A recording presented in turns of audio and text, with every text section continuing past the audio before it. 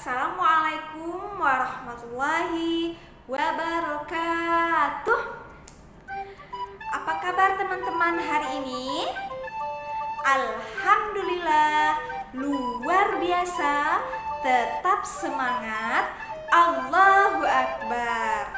Nah, teman-teman semuanya, ketemu lagi dengan Zahita pada pembelajaran 3 tema 2 subtema 2. Nah, teman-teman, Zahita ingatkan ketika teman-teman akan berpergian, jangan lupa untuk memakai masker biar kita semuanya terhindar dari virus. Nah, selanjutnya ketika teman-teman sudah berada di luar rumah, jangan lupa untuk menjaga jarak. Dan yang terpenting, jangan lupa untuk selalu rajin mencuci tangan. Nah, teman-teman semuanya, Zahita ingatkan juga ketika teman-teman semuanya selesai sholat sunnah dan sholat wajib, Zahita harapkan kepada teman-teman semuanya untuk selalu berdoa kepada Allah. Semoga kita semuanya terhindar dari wabah penyakit, atau khususnya terhindar dari wabah COVID-19. Dan kita doakan juga semoga wabah ini segera berakhir dan kita bisa kembali bertemu di sekolah. Siapa yang sudah rindu untuk bertemu teman-teman di sekolah? Ya benar, Zahita juga sangat rindu sekali mengajar teman-teman di depan kelas. Nah, teman-teman semuanya, sebelum kita masuk kepada pembelajaran 3, marilah kita berdoa. Ista'id wahidun isnani Iqra, doa sebelum belajar.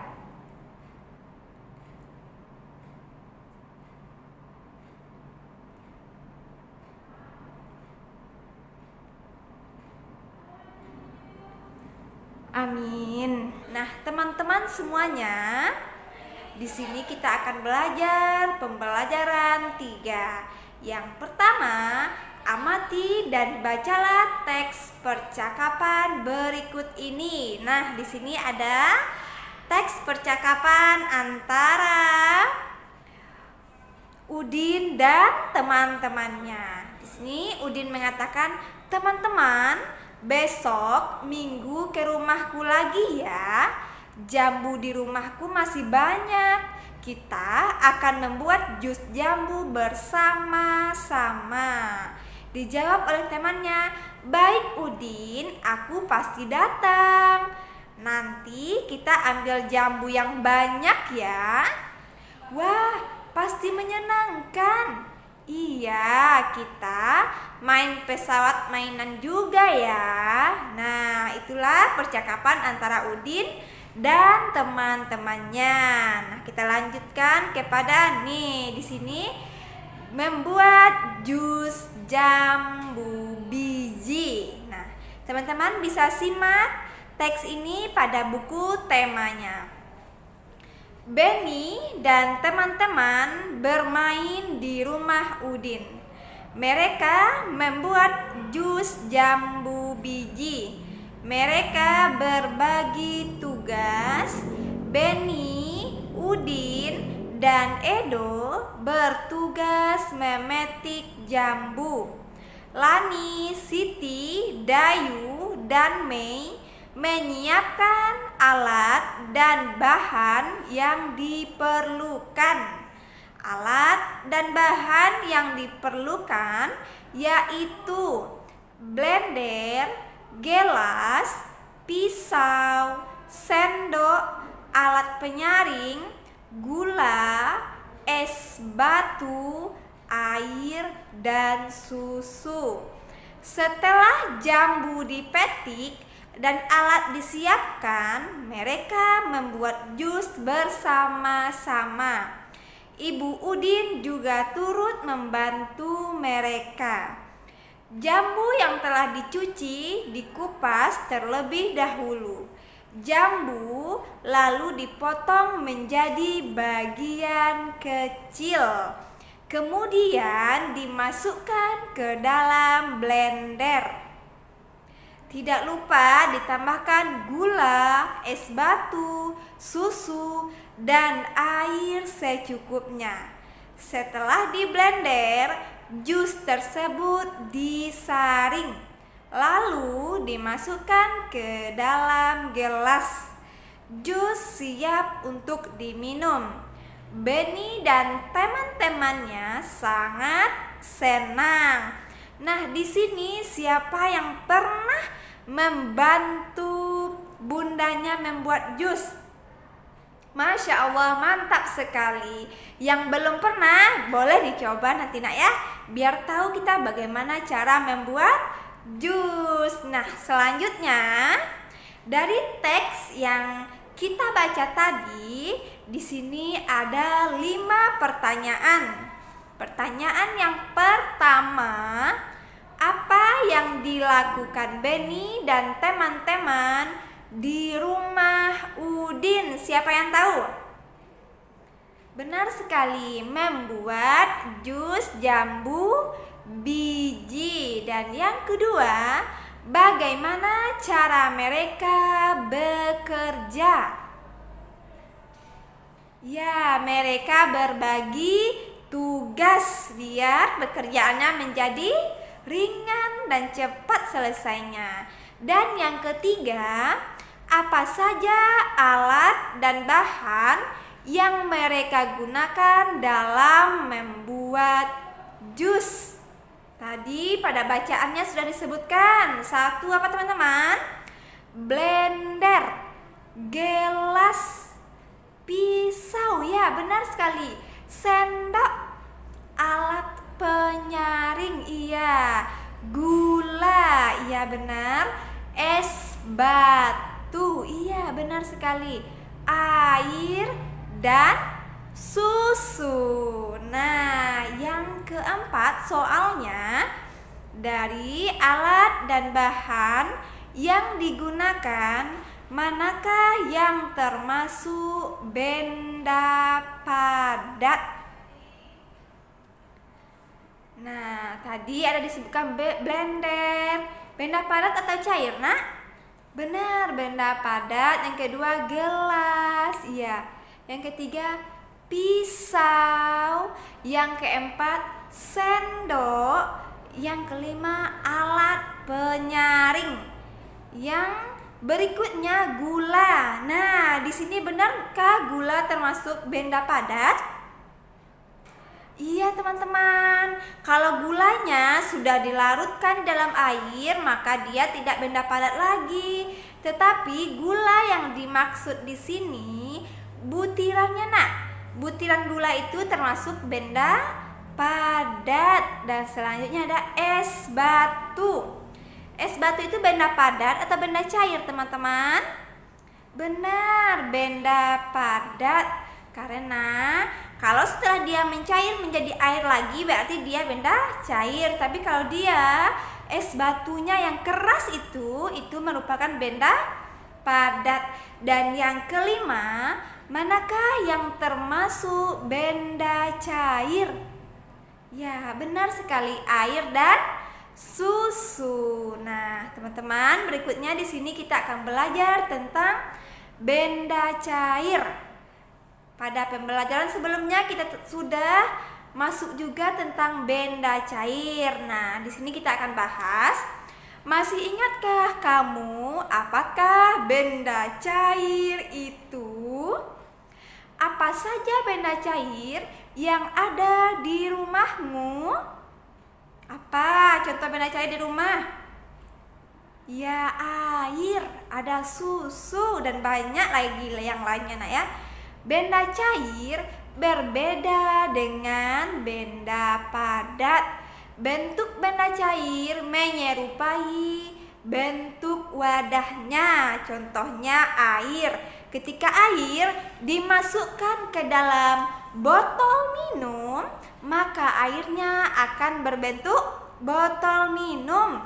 Jika air teh dipindahkan ke kaleng, bentuknya menyerupai kaleng. Walaupun telah dipindahkan, jumlah benda cair akan selalu tetap. Contohnya, airnya kita masukkan ke dalam gelas, lalu kita masukkan lagi ke dalam botol minum. Berkurang tidak airnya atau bertambah?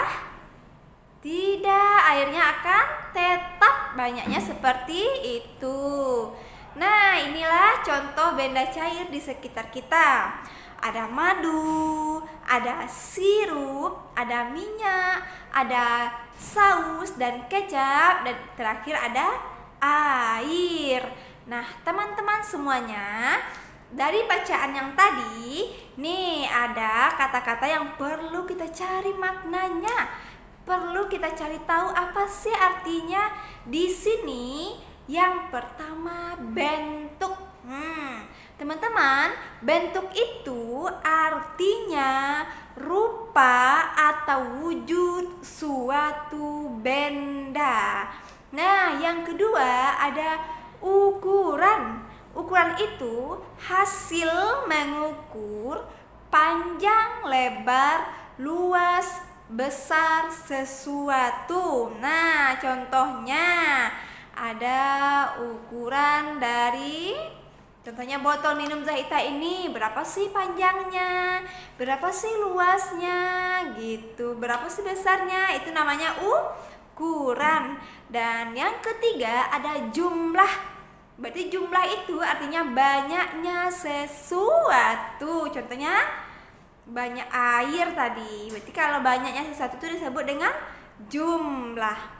Nah, teman-teman, di sini kita akan belajar tentang perkalian bilangan dengan angka 2. Nah, teman-teman semuanya, coba kita perhatikan di sini ada 2 dikali 2 sama dengan, berarti artinya 2 ditambah 2. Berapa jumlahnya, Nak?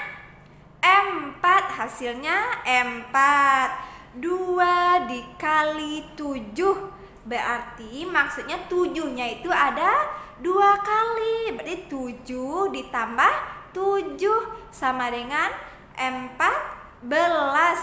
Dan yang kedua, 2 ditambah 4, artinya itu berarti 4-nya itu ada 2 kali. Berarti 4 ditambah 4 sama dengan berapa, teman-teman?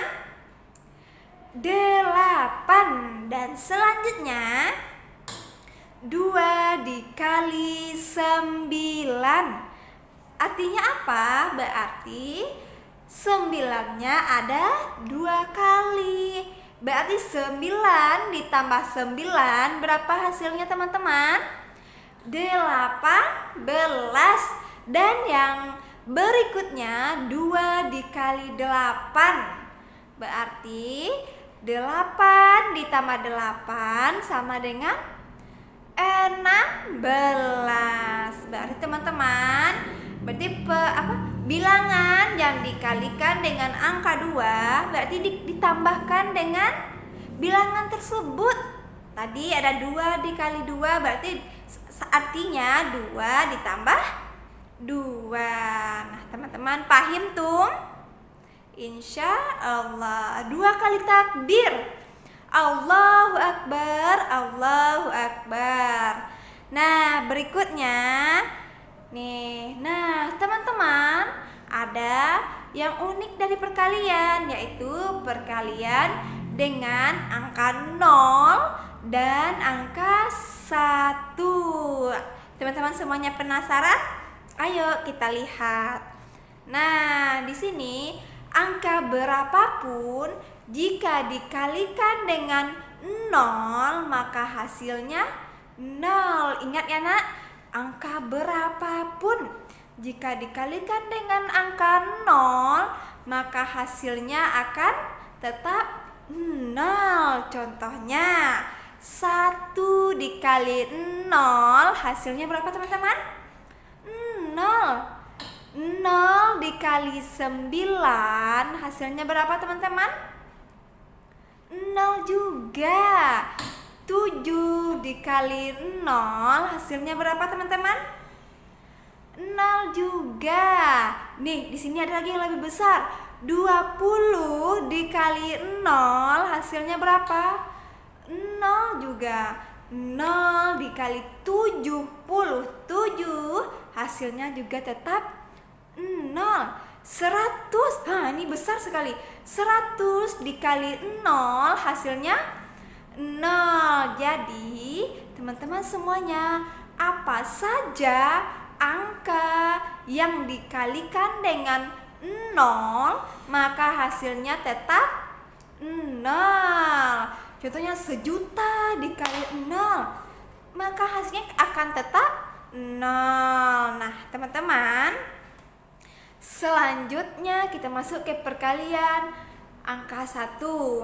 Angka berapapun jika dikalikan 1 maka hasilnya adalah angka itu sendiri. Contohnya 1 dikali 8 sama dengan 8. 1 dikali 9 sama dengan 9. 6 dikali 1 hasilnya berapa teman-teman? 6. 20 dikali 1 hasilnya 20. 56 dikali 1 hasilnya 56. Dan 100 dikali 1 hasilnya tetap 100. Berarti angka berapapun jika dikalikan dengan 1 maka hasilnya angka itu sendiri. Paham tuh?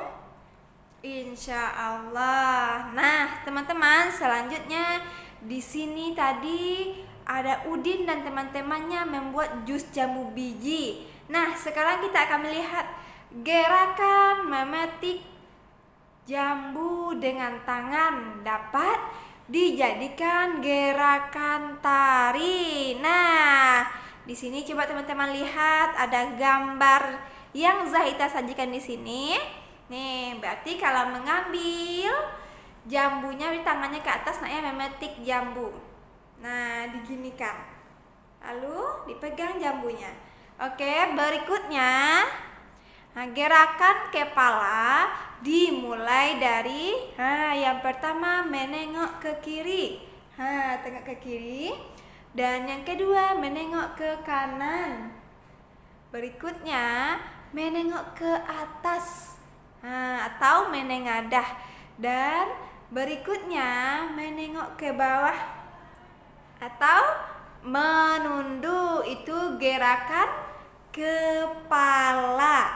Nah, berikutnya kita lihat gerakan tangan. Yang pertama mengayun ke atas. Berarti tangannya diayun ke atas. Nah ya, kelihatan teman-teman? Dan kedua mengayun ke bawah. Maaf ya, kurang kelihatan ya nak ya. Nanti bisa teman-teman praktekkan berdasarkan gambar yang Zahita sajikan ini. Yang ketiga mengayun ke kiri. Arahkan tangannya ke kiri. Dan berikutnya mengayun ke kanan. Paham tuh? Nanti teman-teman bisa dipraktekkan. Dan selanjutnya apa? Gerakan kaki. Nah, gerakan kaki sepertinya teman-teman tidak bisa melihat gerakan kaki Zahita. Namun teman-teman di sini bisa lihat dari gambar yang Zahita tampilkan ini. Yang pertama, kaki lurus sedikit dibuka, tangannya ke samping. Berarti kakinya lurus dibuka, tangannya ke samping. Dan kaki kiri melangkah ke depan. Tangannya ke bawah. Dan berikutnya kaki lurus sedikit dibuka, tangannya ke atas. Dan berikutnya kaki kiri melangkah ke depan, tangannya ke samping. Nah, seperti ini. Kurang kelihatan nak ya? Oke, nanti teman-teman bisa lihat lagi lebih jelasnya di bukunya. Nah, itulah pembelajaran kita pada hari ini. Mudah-mudahan teman-teman semuanya bisa memahami dengan baik. Dan Zahita doakan semoga teman-teman semuanya, ayah bunda juga dalam keadaan sehat, dan pembelajaran jarak jauh kita ini bisa berjalan dengan baik. Untuk tugasnya teman-teman seperti biasa bisa dicek di Google Classroom kita. Sekian dari Zahita. Assalamualaikum warahmatullahi wabarakatuh. Dadah teman-teman.